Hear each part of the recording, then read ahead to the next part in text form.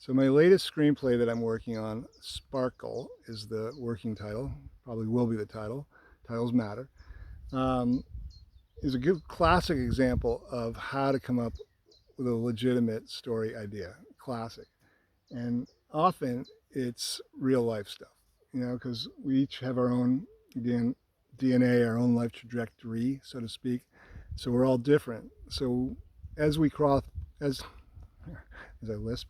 So as we cross paths with people, we tell stories, hear stories, learn things, and some of those are cinematic. It's your job actually as a screenwriter to remember those. If you really want to be a screenwriter or a storyteller, it's too easy just to forget them because your hard drive is only so big. So it's in your best interest to record stuff that's unique when it crosses your path. So that happened to me. It was like a while back. I think it was last summer. I was at a 50th birthday party, I believe, for my friend, and it was at an old microbrewery out on the water. Really beautiful spot. And there's a lot of artistic, creative people there. It's nice. Live music, a lot of old Volkswagen buses because the guy throwing it was really into classic Volkswagens. So it was an eclectic mix of people. And I happened to run into this guy, Mass, who I'd met, I think at the same guy's earlier birthday, maybe his 40th birthday, 10 years earlier. But I met him a few times. And he runs a fruit winery out here, making wine from apples and cherries and, blackberries, things like that, I guess. I know it started with apples. I didn't even know there was such a thing other than like really cheap back alley wine back in the States. Like, I think it was called Boone's Farm when I was a kid, $2 a bottle, sparkling sweet wine. It's mostly for winos. But this winery, this character Mass has created is very legit. It's actually, served at Michelin star restaurants and sold all over the world. I believe they just got back from Japan selling it to like, well-known sushi restaurants and such. But anyway, I was at this brewery at this shindig, this birthday party last year, and it was a beautiful day just like this. And I was looking out over the water. I just grabbed a beer, and there was Mass, the owner of this winery, and I went up to talk to him because I hadn't seen him in a while. I said, "Hey man, how's it going?" And he was saying how well it was going actually. And I said, "So how, that's great. So how did you guys get started again? Or how did you get started in the apple wine business? Or it's sparkling wine, by the way. Thus the title Sparkle." And he basically gave me a quick recap about how it's he was the classic he's creating wine in his garage. Actually, he was a normal grape wine maker originally, or wanted to be, but we're in Denmark where the grapes are not so great, and because the seasons I guess are very short. Obviously, the weather's not ideal at all for growing grapes, and thus there's no legitimate wine really coming out of Denmark.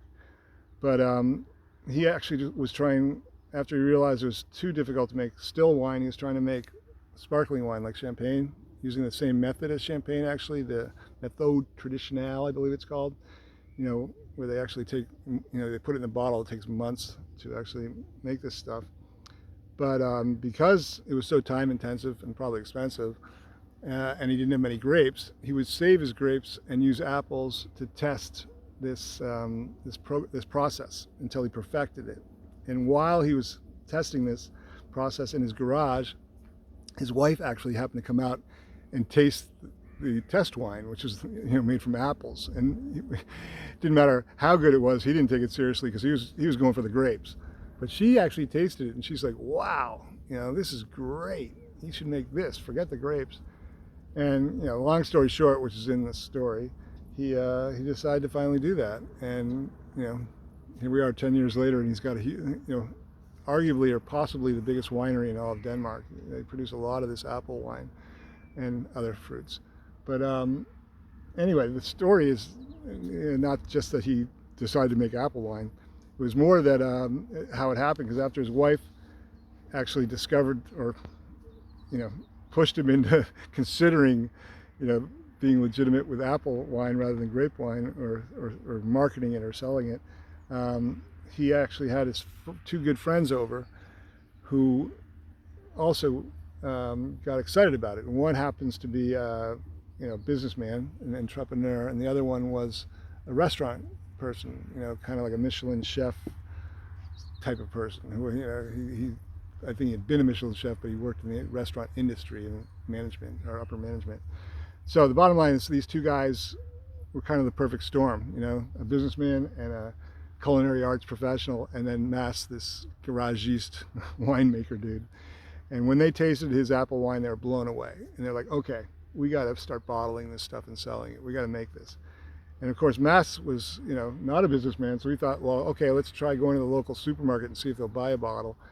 And his friend Morton, who's the businessman, and the other guy too, Franz, were like, no way. We're going to think bigger. In fact, we're going to try to go to Geranium. And Geranium, at that time, a few years back, was the #1 restaurant, not only in Denmark, but in the whole world. It was rated the #1 restaurant on the planet. And so they wanted to go for the top. They wanted to say, our first bottle of wine was sold to Geranium. So Morton apparently peppered Geranium with all sorts of emails, said, hey, you got to test our wine, you got to taste it, it's phenomenal, our sparkling fruit wine. And he got, of course, no response, I think, for 6 months. But he was diligent and he kept at it. And finally, they got invited out there.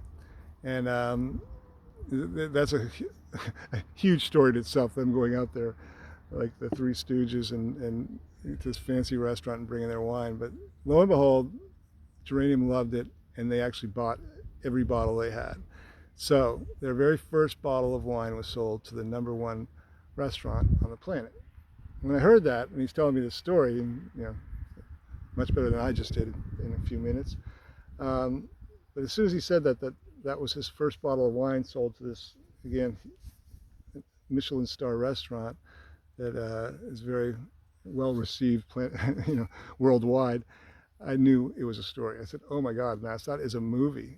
And I was kind of joking with him, but then, of course, like I just said earlier, when you guys have ideas or cross paths with, original, realistic ideas or real ideas from your lives or people's lives that you cross, write them down, think about it.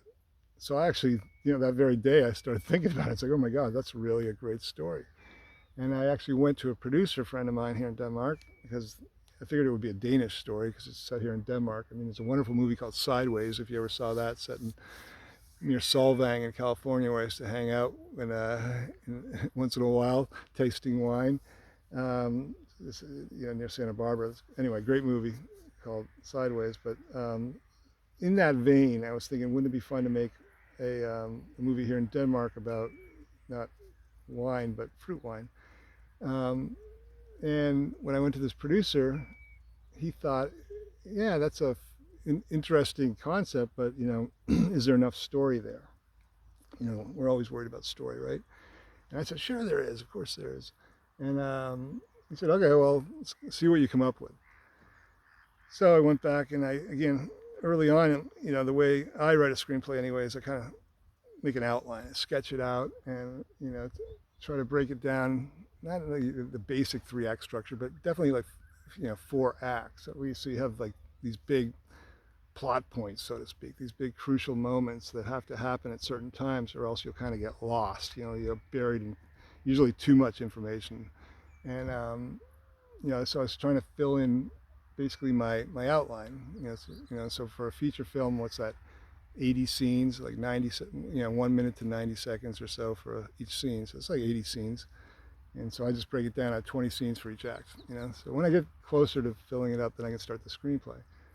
But while I was doing that, I began to realize maybe this producer friend of mine was right. Maybe there wasn't enough story, even though it was really cool. But, getting them from point A to point B, and, it's just a lot of logistics. And of course, I'm fictionalizing a lot because I wasn't there.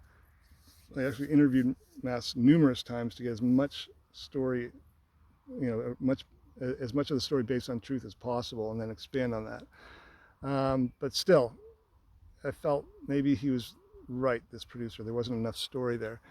So I started, again, thinking about it. And in one of these interviews with Mass, he mentioned that he actually had been working on making apple wine, like still wine, not bubbly, because again, they're very well known for their sparkling apple wine. It's again, served at Michelin restaurants all over the place now. But with his still wine, he, he obviously never made that out of grapes properly or successfully.